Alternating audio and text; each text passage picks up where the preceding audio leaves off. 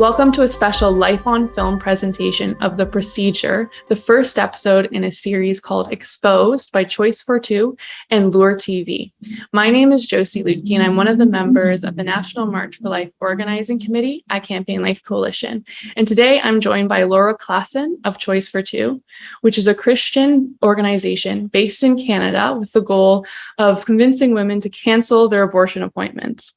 And so, Laura, I hardly think you need an introduction because your videos have been watched by millions and translated into multiple languages. But for those who are unaware, can you tell us a little bit about the work that Choice42 does? Sure. Yeah. So basically, we do two different things. One being all the work with the videos, just trying to expose abortion to the public for what it actually is. And then the other side is we do connect one-on-one with women who are considering abortion, who have abortion appointments booked, and then hopefully have them choose their babies and cancel those appointments instead. And then our organization is able to help practically if needed as well. And that's really noble work. And I'm glad someone's doing it. And I'm glad you're doing it. You actually attended our 2019 National March for Life Youth Conference, and your message there was to be bold.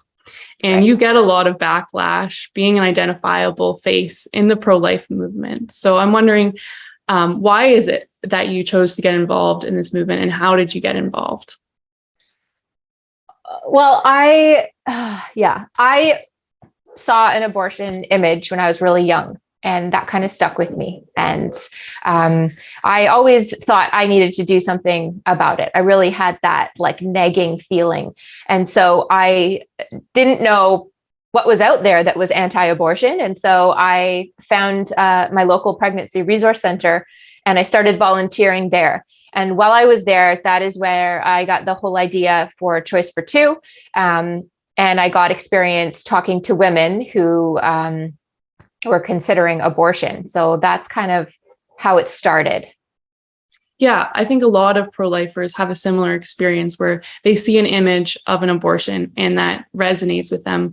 And you can't forget what an abortion looks like after you've seen one, which kind of ties into what this episode is about. So we are going to screen The Procedure momentarily.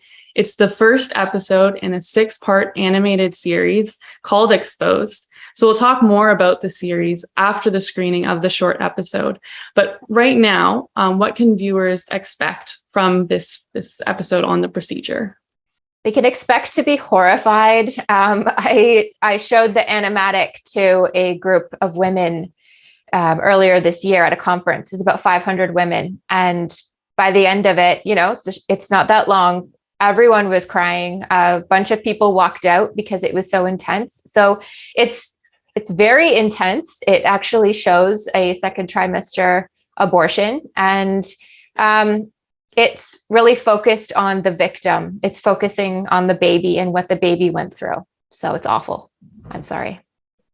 Well, you heard it, viewers. You have to prepare yourselves in that case. Yeah. So it is my privilege to present the first episode of Exposed now, The Procedure. As Laura said, though it is animated, it's going to depict a second trimester abortion, which by its very nature is quite disturbing. So again, please be forewarned.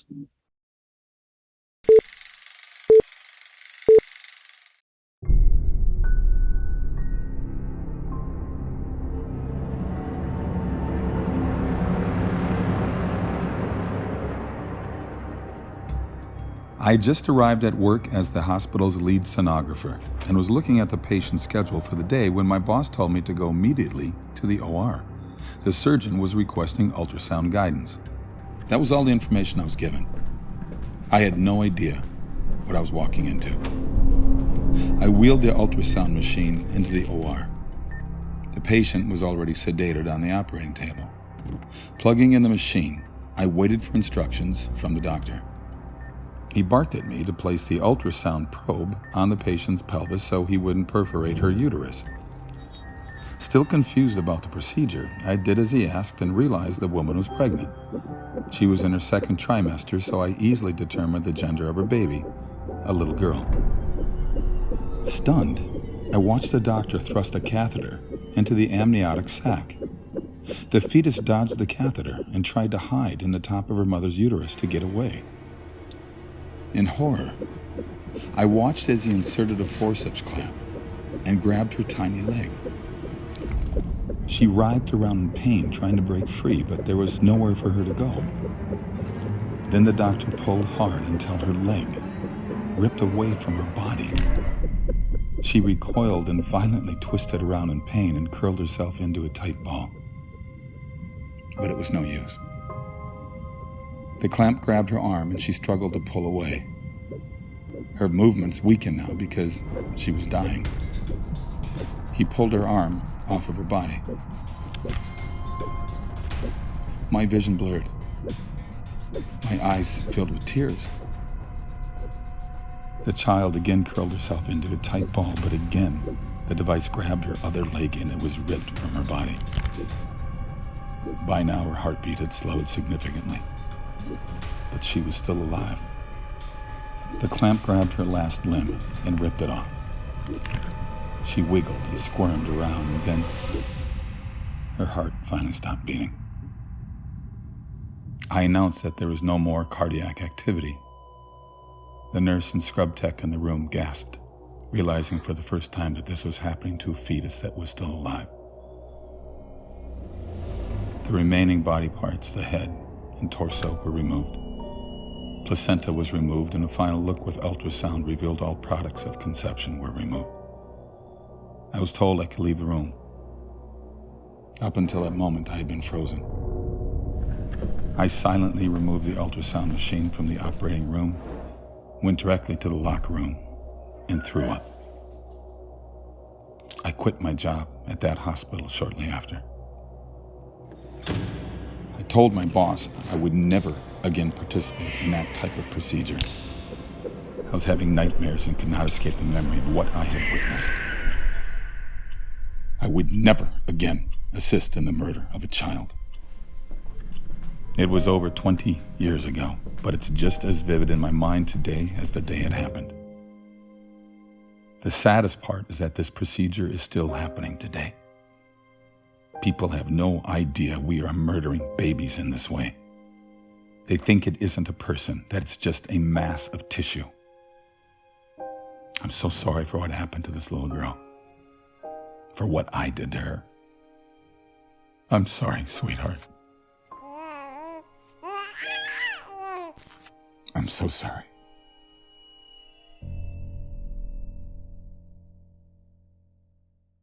Once again, this is Josie Luetke of Campaign Life Coalition, and I'm joined by Laura Klassen of Choice42. Laura, thank you so much for allowing us to screen the procedure, the first episode of Exposed. As you said, it was very chilling to see something like that. And so, as I understand it, it is based on a true story. A medical professional approached you to share their story. So can you tell us a little bit about that and what your first impressions were upon hearing this story? Yeah, well, so I had asked online, nothing to do with this video series, like long before that, just if there were any medical professionals who had been involved with abortion, if they would be able to reach out to me. And I wanted to hear their story and just to hear, what is actually going on. And so I did get a number of responses, but this one was the most chilling. Like I just couldn't get it out of my head. And so I actually posted the person's, what they had written to me. I had permission to do that anonymously. And just the reaction from the public to the written piece was huge. So people could not believe it. People were, either shocked and horrified. And then people were very angry, saying, there's no way this happened. This is not true. So it was just very intense. So when the whole lure thing with Exposed came about, and I was thinking what our first episode could be, I realized this would be the perfect first episode because it, like I mentioned before, it focuses on the victim and what happens to the babies, and it's a true story. So I went back and forth with the person who had sent me the story and, got permission to, take this farther and putting it in a video form and asked more questions and wrote the script based on what they had told me. And I had lots of questions, and they were, I think it was a very hard for the person to answer all my questions as well, because they are traumatized by what happened. Yeah. Well, it's funny how, in response to the horror, so many people have to react in denial. Yeah. Because it places so much responsibility on us. Like, if this is really happening, what should our response be? So let's talk a little bit more about Exposed then. So you've done a number of satirical skits. You've done a couple of animated videos. So what was it that made you decide to start this animated series with Lure TV? Essentially, how did Exposed kind of come to be? Yeah. So Lure TV is an up and coming platform, and based on our first two animations that we'd done, they approached us and said, "Hey, what do you think about creating content for our platform?"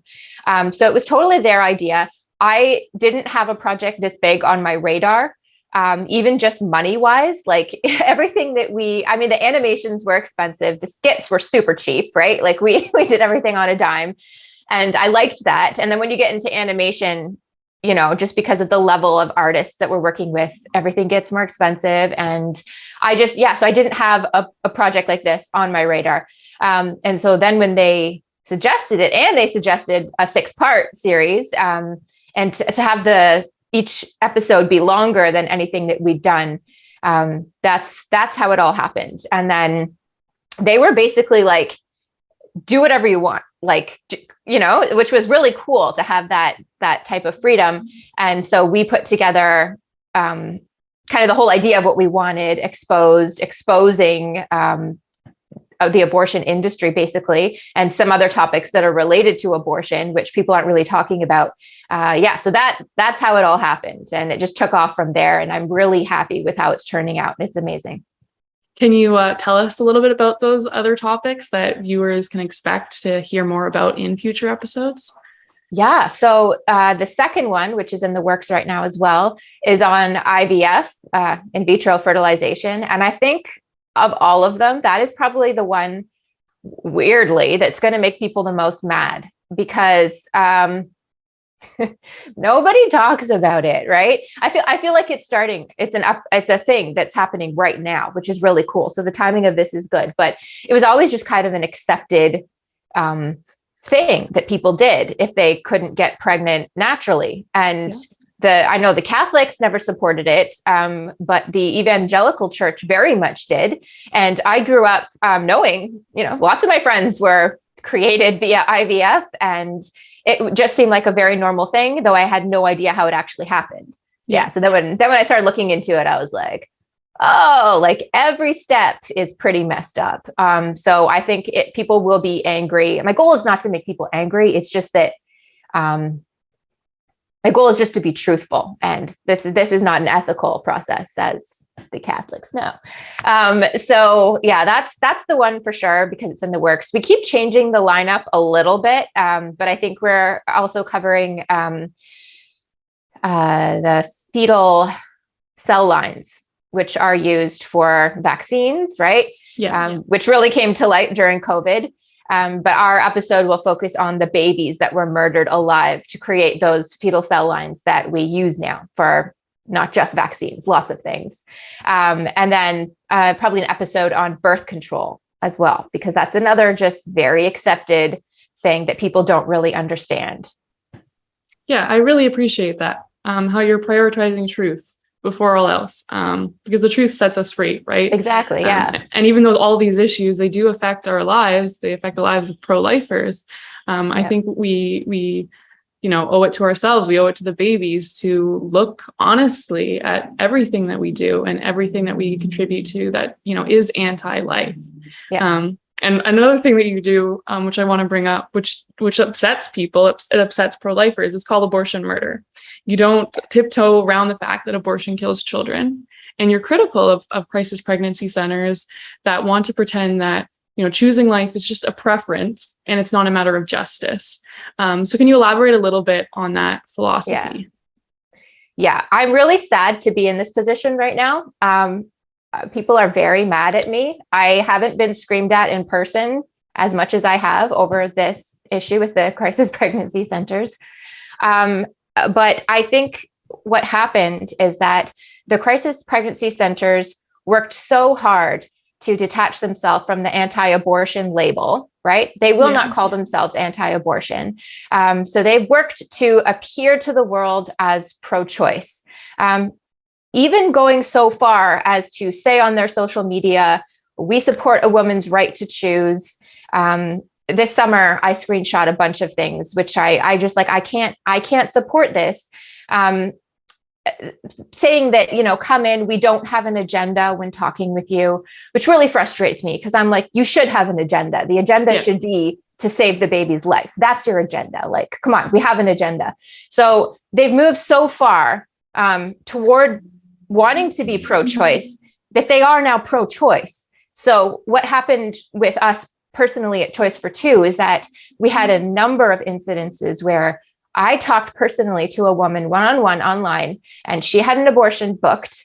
And after chatting, going through abortion is murder. It's a sin. It's wrong to murder people. Your child is innocent. Your child deserves life. All of this. She had canceled her abortion appointment. And what we were doing typically was referring women then to their local crisis pregnancy center as, another support. Like I said, the centers do great work in supporting like low income mothers and this type of thing. So they do good work. But what happened was I checked back with these women a couple of days later, just say, how was your appointment at the crisis pregnancy center?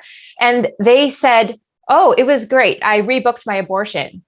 And I was like, what? Like, what are you talking about? She's like, oh, but the center was so nice. They were so nice. They didn't say abortion was wrong like you did. They didn't call it murder. And so they said they support me in whatever I do, and that I can come back for post-abortion counseling after my appointment. So I have no tolerance for that. I can't be referring women to centers if they are not going to follow through on our anti-abortion message and save babies, right? So it's so sad because Choice42, when we started, one of the first things we did was put together the Canada-wide database of pregnancy resource centers, right? We have removed that now because the centers are so out of line with our message. It's so sad. And it frustrates me because I think that people believe that the crisis pregnancy centers are the opposite of the abortion clinics, but they're not. They won't even say that abortion is wrong.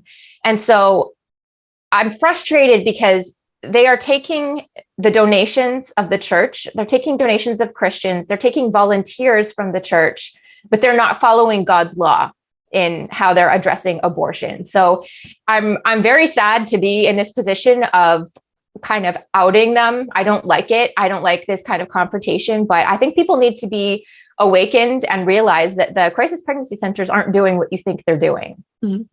Yeah, I invited an employee of a crisis pregnancy center to a pro-life social we were doing, and she told me that she couldn't go to any pro-life events because of her work at this crisis pregnancy center, that they're not allowed to do pro-life things outside, like in non-work hours, just on their own personal time, which was crazy to me.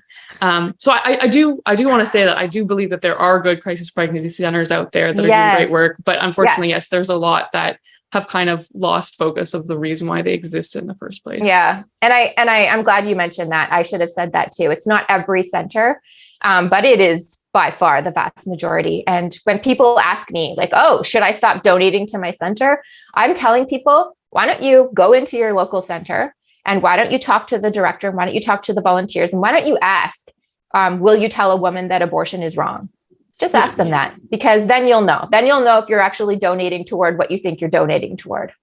And I think you definitely regret the things that you didn't say, as opposed to the things you did say. If a woman actually goes through with an abortion and you wonder, could you have said, abortion is going to kill your child? And if you don't say that, then, that's a life that, could have potentially been saved.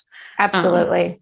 Yeah. And another thing you're unapologetic about is that you approach the abortion issue not from a secular perspective, but from the perspective of a Christian, which is something that Campaign Life Coalition does too. We don't hide our faith. So I was wondering, what difference does this transparency make in your work in terms of being open about your beliefs? Yeah. So it's funny because when we started, I had the idea of, oh, we're going to be a secular organization and we're not going to mention God. And that is how we were operating. And then I quickly realized this is a spiritual battle and we cannot do this without God. We'd be idiots to try. And like I said, honesty, we try to be very honest. So why would we hide that we're a Christian organization? I was talking with a woman this morning, a 16-year-old who has an abortion booked, and she reached out because, she's having doubts and she's having second thoughts. And I told her within my initial message back to her, I said, God created this child. This might not be your perfect timing, but it is his perfect timing. And he chose you to be this baby's mother. And she wrote back to me, addressing some of the other things I said, and then said, please don't mention God again, because I'm not religious. And I was like, okay, I'm not going to shove it down your throat, but just so you know, if you're working with our organization, like, we're all Christians, everyone's going to be mentioning God all the time. Like, that's just who we are. So, I'm not going to apologize for that at any point in the process, because for us, like, I tell my whole team, like, we don't answer to anyone except God. So we're not going to take God out of it at all. And it is super important. The prayer, people praying, because we'll often ask people to pray for a certain situation, and it works. Prayer works, man. It's really cool. So obviously not every child that we're like, pray for this baby, lives, but most of the time they do. So it's really neat. Mm-hmm. Absolutely. So one last question. You're often fundraising for women in crisis pregnancies, and you were funding for Exposed. Mm-hmm. Are you still funding for Exposed? And if so, how can our viewers support your work? Yeah, we are. So people could just donate through our website. There's options to donate specifically to the Exposed campaign, or they could just donate to the general fund, which we also use, paying women's rent, buying groceries, all that kind of thing. So it's all just choice42.com, and then there's a donate page.